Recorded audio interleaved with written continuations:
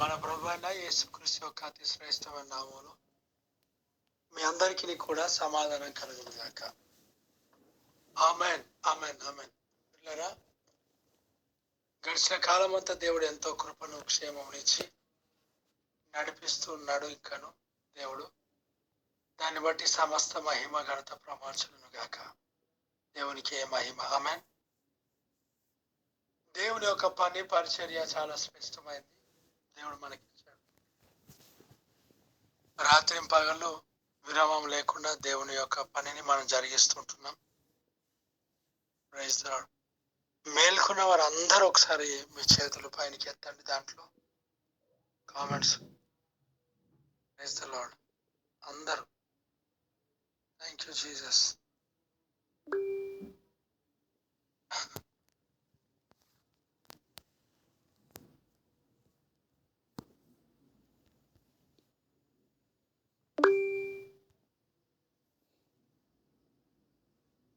Okay, ఇంకా కొంతమంది రాలేవు కాబట్టి వాళ్ళు హృదయేశ్వరము అన్నట్టున్నదేమో. ప్రియులారా, పొద్దున ఏంటంట ఈ పాట పాడుతున్నావు అంటారా? ఏం కాదు, మీకు దేవుడు దీర్ఘాయుష్ని ఇచ్చిన పండు.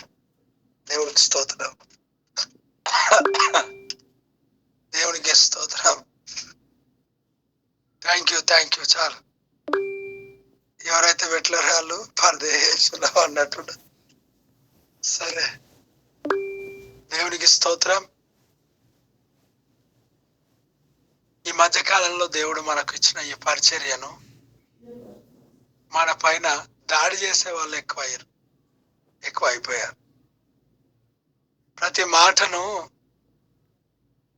డీప్ గా ధ్యానించి వాక్యాన్ని ధ్యానిస్తలేరు.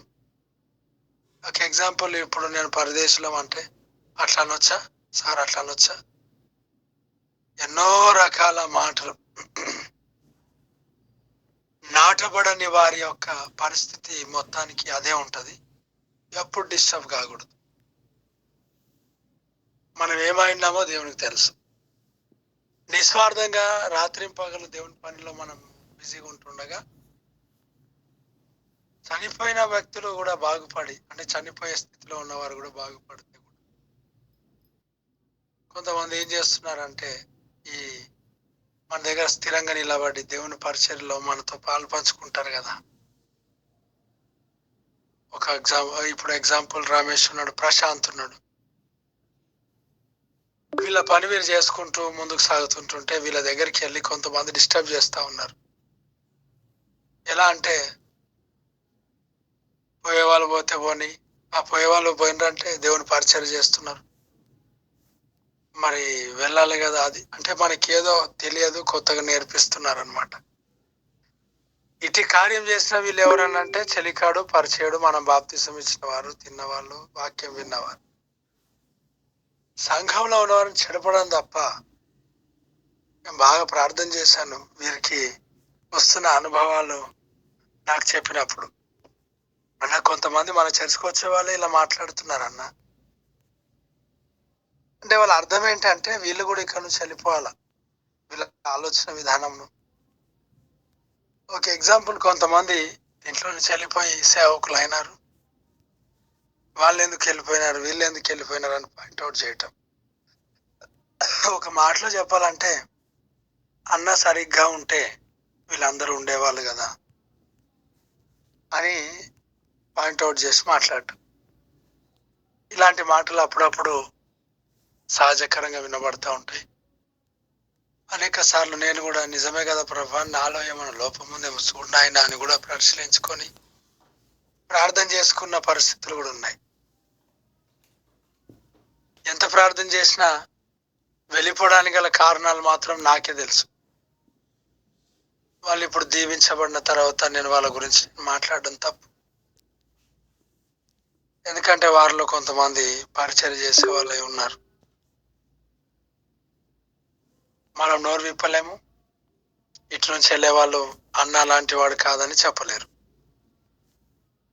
ఈ సంఘంలో మేలు పొందుకున్న కొంతమంది, సాగు బతుకుల నుంచి లేపబడిన కొంతమంది ఈ పిలుపు విషయమే అర్థం కాక ఇతర సేవకుల మాటలు విని మనల్ని తప్పుబట్టి ఇష్టానుసారంగా మాట్లాడే వాళ్ళు కూడా ఉన్నారు. వీటన్నిటిలో మనకు తెలిసింది ఒకటే, దేవుని సన్నిధిలో మనము విధేయత కలిగి ప్రార్థన చేయటం. కొంతమంది ఉంటారు, ఎక్కడ ఏ గాలి నడుస్తే ఆ గాలిలో కొట్టుకుపోతూ ఉంటారు. మనల్ని తిట్టే గాలి నడిచింది అనుకోండి, వాళ్ళు కూడా తిడుతూనే ఉంటారు. మనల్ని పొగిడే గాలి నడిచింది అనుకోండి, వాళ్ళు కూడా ఇంకా పొగుడుతూనే ఉంటారు.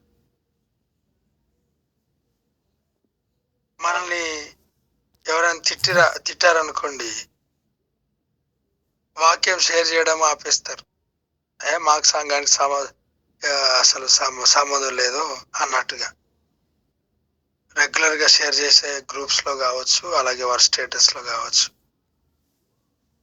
ఎవరైనా పొగిడారు అనుకోండి, సార్ చాలా మంచోడు, మా ఊరికి వచ్చాడు, లేకపోతే మా దగ్గరకు వచ్చాడు, మా ఊరు బాగైంది, మేము బాగైనాం, అది బాగైరు, ఇది బాగైరు అన్నారు అనుకోండి ఎవరైనా, అప్పుడు ఎక్కడ లేని ప్రేమ. వీళ్ళు నాటబడలేదు. నాటబడిన వారి పరిస్థితి తప్పుగా మాట్లాడినప్పుడు ఆర్గ్యుమెంట్ పెట్టుకోరు, కానీ కొన్ని విషయాలు చెప్తారు. రాత్రి అసలు మన దర్శనం ఏంటి, మన ఉద్దేశం ఏంటి? దేవుడికి మన పట్ల మనకు చాలా క్లారిటీతో ఉన్నాం. ఎవరో మనకు నేర్పించాల్సిన పని అంతకంటే లేదు. కొన్ని సంఘాలు ఇతర సేవకులను విమర్శించి సంఘాలను నింపుకుంటున్నారు. దేవుడు మనకు అది ఇయ్యలేడు.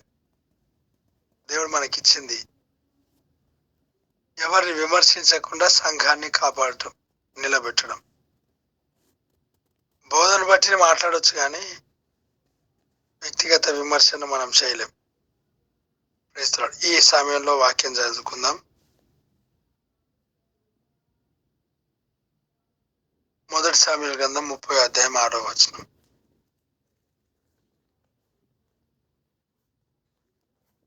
చదువుదాం. మొదటి సామ్యూయలు గ్రంథం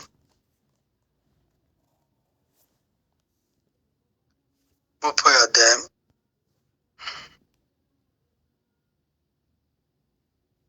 6వ వచనం.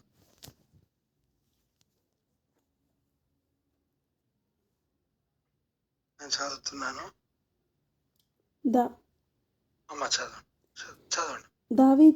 దావీదు మిక్కిలి దుఃఖపడెను, మరియు తమ తమ కుమారులను బట్టి కుమార్తెలను బట్టి జనులందరికీ ప్రాణము విసికినందున రాళ్ళు రువ్వి దావీదును చంపుదాము రండని వారు చెప్పుకొనగా, దావీదు తన దేవుడైన యెహోవాను బట్టి ధైర్యము తెచ్చుకొనెను.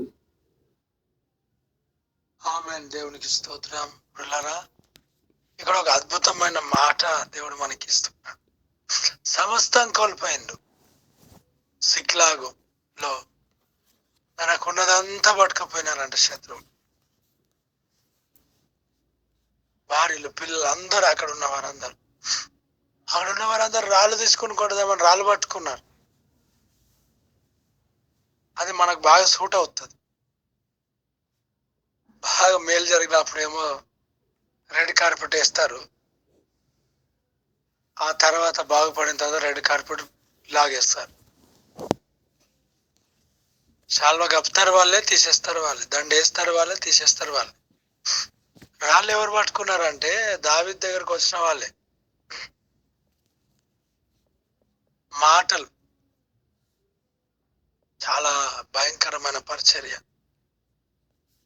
ఉన్నదే చిన్న పరిచర్య, మనకు అనేకులు సమకూర్చబడుతూ ఉంటుంటే ఒక్క అంతకు ఒకటై దాడి చేసేవారు చాలా మంది ఉన్నారు. ఓర్వలేక అనేక మైనస్లు మాట్లాడతారు. ఇంకా ఎందుకనంటే అయిపోయింది, వీడు వినడని అర్థమైంది చాలా మందికి. మన గురించి గొప్పలు చెప్పుకోవట్లేదు, కానీ మైనస్ మాట్లాడతారు, లేని మాట్లాడతారు, అనవసరమైన మాట్లాడతారు, వాళ్ళ దర్శనంలో ఉన్నాయి మాట్లాడతారు. దేవుడు మనకిచ్చింది వేరు కదా. అని చెప్పడానికి గల కారణం ఇది కూడా చెప్పకపోతుండే, కానీ ఎందుకు కారణం? అస్థిరపడతారు కొంతమంది, నిలబడరు, స్థిరపడరు. ఈ జైరాబాద్ ప్రాంతంలో చాలా ఇప్పటికి స్టార్ట్ అయిపోయింది. అనేక రకాలుగా మనల్ని తృణీకరించేవారు, వేలు పెట్టి చూపించేవారు చాలా మంది అవుతారు. మరి ఎలాగైతే పరిచర్య విస్తరించబడుతుందో అలాగున వీళ్ళు కూడా సిద్ధపడతారు. దావీదు పైనికి రాళ్ళు తీసుకున్నారంట వాళ్ళు. ఇప్పుడు అందరు భార్యలు కొనుక్కుంటారు, అందరు పిల్లలు, అందరు ఆస్తి, వాటితో పాటు దావీదు కూడా పోయింది. వరద వచ్చినప్పుడు అందరి ఇళ్ళు పోతాయి, మళ్ళీ వాళ్ళది వీళ్ళదని ఏం లేదు. అయితే మరి ఏం జరిగింది? అందరిది పోయిందని అందరు కలిసి ఓదార్చబడి ప్రార్థన చేసుకుని దేవుని స్తుతించి దేవుని దగ్గర జవాబు అడగొచ్చు కదా. అంటే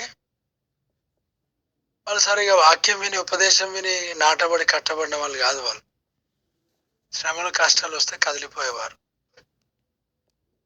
ఇప్పుడు రాళ్ళు తీసుకొని సేవకుడి మీదనే లేచిర్రు. అప్పుడు దావీదు చేసిన పని ఏంటంటే, అక్కడ యెహోవాయందు దావీదు తన దేవుడని యెహోవాను బట్టి ధైర్యం తెచ్చుకున్నాడు. ఎవరిని బట్టి తెచ్చుకున్నాడంట? ఎవరిని బట్టి తెచ్చుకున్నాడంట? యెహోవాను బట్టి తెచ్చుకున్నాడు. ఆయనకున్న బలం, శక్తి, సామర్థ్యాన్ని బట్టి కాదు, యెహోవాను బట్టి ధైర్యం తెచ్చుకున్నాడు. ఈ యొక్క ఉదయకాల సమయంలో ఎవరిని బట్టితే మనకు ఎవరిని ఆలోచించే ధైర్యం రాదు, దేవుని బట్టి ధైర్యం తెచ్చుకోవాలి అంతే. అయితే ఇంగ్లీష్లో మనం చదివితే ఎంకరేజ్డ్ హిమ్సెల్ఫ్ అని రాసి, అంటే తనకు తానే ధైర్యపరచుకోవటం. దేవుడికి స్తోత్రం. ధైర్యపరిచేవారు ఎవరు ఉండరు, ఓదార్చేవారు ఎవరు ఉండరు. పరిచర్యలో కానీ కుటుంబంలో కానీ మన వెన్ను తట్టి నడిపించేవారు ఎవరు ఉండరు. మూలిగే నక్క మీద తాటికాయ పడ్డది అంటారు కదా, అట్లనే ఉంటది పరిచర్య. మనమే మూలుగుతున్నామని అంటే మన పైన ఇంకా కాయలు పడుతూనే ఉంటాయి. మొన్న ఒక ఫ్యామిలీ వచ్చారు ప్రార్థనకి. వాళ్ళ భార్య చెప్తా ఉంది, చాలా బాడీ పెయిన్స్ బ్రదర్, ఏం చేయాలా, చాలా ఇబ్బందికరంగా ఉన్నా. బ్రదర్ అని లేదు, నాకు వేరేగా మాట్లాడు, అంటే సొంతలు చాలా బాడీ పెయిన్స్ అవి ఇవన్నీ మాట్లాడుతూ, అన్న వస్తాడు, తన హస్బెండ్ అనమాట, కొంచెం కాళ్ళు చేతులు నొక్కమంటే, నీ జన్మం నీకే, నీ కాళ్ళు నువ్వు ఒత్తుకో, నా కాళ్ళు నేను ఒత్తుకో, నా జన్మం నేను పెట్టుకుంటా, నీ జన్మం నువ్వు పెట్టుకో. అంటే పరిస్థితులు ఎవరి వాళ్ళకు ఉంటాయి, శరీరంలో, కుటుంబాల్లో. కానీ మనం ఏమనుకుంటామంటే వాళ్ళు బెటర్ ఉన్నారనుకుంటాం. ఈ యొక్క వ్యతిరేకమైన పరిస్థితులన్నిటిలో దావీదు ఎంకరేజ్డ్ హిమ్సెల్ఫ్, తనకు తాను ఏం చేయబడ్డాడంట, ప్రోత్సాహపరుచుకున్నాడు. తనకు తాను ఏం చేసుకున్నాడంట, బలపరుచుకున్నాడు.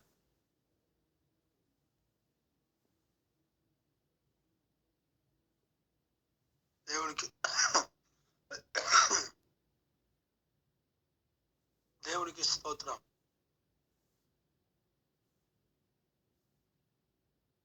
తనకు తానే అంటే ఒకసారి మనం ఆలోచన చేస్తే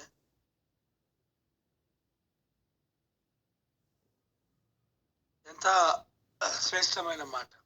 అంటే ఓదార్చేవారు కానీ బలపరిచేవారు కానీ ఉండరు, తనకు తానే ప్రోత్సహించుకుంటాం. తన హృదయాన్ని ప్రోత్సాహపరచుకోవడం, ధైర్యపరచుకోవడం, తనకు తానే ఎవరికి వారికి వారు అంటే మనం ఏ పరిస్థితులను బట్టి ధైర్యాన్ని తెచ్చుకోలేము. అది గమనించండి. ఎప్పుడైనా విమర్శించే వాళ్ళు తప్ప మనల్ని ప్రోత్సాహపరిచేవారు ఉండరు. నెగిటివే మాట్లాడతారు. అందుకే దావీదు ఆ కష్టకాలంలో తాను ప్రోత్సహించుకున్నాడంట, తనకు తానే బలపరుచుకున్నాడంట. అంటే బలపరిచేవారు ఎవరు లేరు, ఓదార్చేవారు ఎవరు. నీ కుటుంబ సమస్యలను బట్టి బాధపడుతూ భార్య అర్థం చేసుకోవట్లేదు, భర్త అర్థం చేసుకోవట్లేదు, సమాజం అర్థం చేసుకోవట్లేదు, సంఘం అర్థం చేసుకోవట్లేదు, పరిచర్యలు అర్థం చేసుకోవట్లేదు, ఎంతో కష్టపడుతున్నా, ఎంతో వేదన పడుతున్నా, అయినా నాకెవరు అర్థం చేసుకోవట్లేదు అని కృంగిపోకు. ఎవరు అర్థం చేసుకోరు. నువ్వు దేవుని బట్టి ధైర్యం తెచ్చుకో. నిన్ను నీవే ప్రోత్సాహపరచుకో. ఎవరు నిన్ను ప్రోత్సాహపరచరు. ఎవరు పొగడతలు మనకు అవసరం. నాకు సాయంకాలం రాత్రి ఒక దైవ సేవకుడు కాల్ చేశాడు. మన దగ్గరకు వస్తాడు ఆయన. దైవ సేవకుడు డేవిడ్ అన్న గారు ఫోన్ చేశారు. ఆయన కాల్ చేసినప్పుడు ఆయన మన సంఘంలో పరిచర్యలో ఉన్నవారు అన్నకు కాల్ చేసి, అంటే ఆగిపోయినవారు, ఇంకా కొన్ని విషయాలు చెప్పడం అనేది జరిగింది. అయితే ఆయన మాట్లాడుతున్నాడు, ఇంకా పొగడ్తల గురించి మాట్లాడాడు. నేను అన్నాను, అన్నా ఎవరు పొగిడినా మన అభిషేకం ఎక్కువ కాదు. దేవుడికి స్తోత్రం. ఇంకా తిట్టుకుంటే ఎక్కువ అవుతుంది, కానీ పొగిడితే మాత్రం ఎక్కువ కాదు. పొగిడితే ఉన్న అభిషేకం అంతా పోతుంది. పొగిడితే ఉన్న అభిషేకం అంతా పోతుంది. తిట్టుకుంటే రెట్టింపు అభిషేకంతో నింపబడతాం. ఆ మాట తనకు చెప్పాను. అంటే మనకు ఎవరైతే పొగుడుతారో ఆ పొగడతమును బట్టి మన అభిషేకం ఇంక్రీజ్ కాదు. కాబట్టి పొగడతల పైనకి మనం వెళ్ళకూడదు. వారు ఏదో చప్పట్లు కొడితే, ఇప్పుడు జోకర్లు ఉంటారు సర్కస్లో. అయ్యా జాగ్రత్త వినాలి నా మాట, చాలా శ్రేష్టమైన ఇవి. జోకర్లు ఉంటారు, బఫన్లు. ఈ జోకర్లు ఏం చేస్తారు? ఈ జోకర్లు చేసే పని, కొంతమంది ప్లేయర్స్ ఉంటారు, వారికి ఏం కావాలంటే చప్పట్లు కావాలి, ప్రోత్సాహపరచాలి వారిని, అయితే గెలుస్తారు. చప్పట్లు కొట్టించుకుంటారు ఊరికేనే. ఏనుగులు కూడా బాల్ ఎక్కాలంటే చప్పట్లు కావాలి దానికి. ఇప్పుడు లోకస్తులకు చప్పట్లు పొగడతలు అవసరం, ప్రోత్సాహపరుచుకొని ముందుకెళ్ళాలంటే. కానీ దైవ సంబంధమైన వ్యక్తులకు ఎవరి ప్రోత్సాహం అవసరం లేదు. మనకు మనమే ప్రోత్సాహపరచుకుందాము కాక. Praise the Lord. దేవుని బట్టి ప్రోత్సహించుకో. ఉన్న స్థితిలో నుంచి లేవు, ఇప్పుడు ఉన్న పరిస్థితుల నుంచి లే. దేవుని బట్టి ప్రోత్సహించుకో. మనుషులు ఎవరు నిన్ను ప్రోత్సహించారో, మనుషులు ఎవరు నిన్ను పొగడరు, అవసరం లేదు. దావీదు encourage himself. Praise Jesus. Encourage himself. Encourage himself. Praise the Lord. తనకు తానే ప్రోత్సాహపరుచుకున్నాడు. ప్రోత్సాహపరిచేవాడు ఎవడున్నాడో, తిట్టేవాడే, పొగిడేవాడు ఉన్నాడు. అవసరం కూడా లేదు, అభిషేకం ఎక్కువ కాదు. తనకు తానే ప్రోత్సహించుకున్నాడు, తనకు తానే బలపరుచుకున్నాడు. వాక్యాన్ని పట్టుకున్నాడు, ముంగట చూస్తున్నాడు, బలపరుచుకున్నాడు. ఏ సేవకుడు బలపరచడు, ఏ సంఘం బలపరచదు, ఏ విశ్వాసులు బలపరచరు. తనకు తానే బలపరుచుకుని ఉన్నాడు. విశ్వాసులే రాళ్ళు తీసుకొని పట్టుకున్నాడు, తనకు తాను ఎఫోదు తెచ్చుకొని బలపరుచుకున్నాడు. ఎవరి ప్రార్థన మీద ఆధారపడకు, ఎవరి కనికరం మీద ఆధారపడకు, ఎవరో నీ కొరకు ప్రార్థన చేస్తారని ఆధారపడకు. తనకు తానే ప్రోత్సహించుకున్నట్టుగా ప్రోత్సహించుకో. నీ ప్రార్థనే అవసరం, నీ ప్రోత్సాహం అవసరం. Praise the Lord. నీ కొరకు సంఘం ప్రార్థన చేస్తుంది, ఓకే. నేను ప్రార్థన చేస్తున్నాను, ఓకే. ఇది ఎక్కడి వరకు ఉండాలి అక్కడి వరకు ఉంచు. నిన్ను ప్రోత్సహించు. సమయం వస్తే నేను ప్రోత్సహించా, సమయం వస్తే నీకు అందుబాటులో ఉండనేం. ఫోన్ కాల్ లిఫ్ట్ చేయకపోవచ్చు.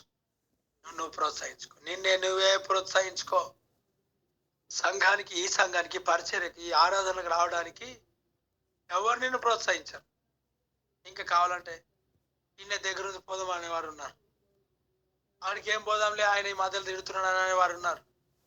అన్న మారిపోయినాడు అనేవారు ఉన్నారు. అయ్యా సార్ మారిపోయినాడు అనేవారు ఉన్నారు. డబ్బు పిచ్చి పట్టింది అనేవారు ఉండొచ్చు. లోకంలో పిచ్చి పట్టిందని ఉండొచ్చు అనేవారు ఉండొచ్చు. ఆయన వాక్యం ఏం చెప్తారు, ఆయనకైనా అర్థమైందా అనేవారు ఉండొచ్చు.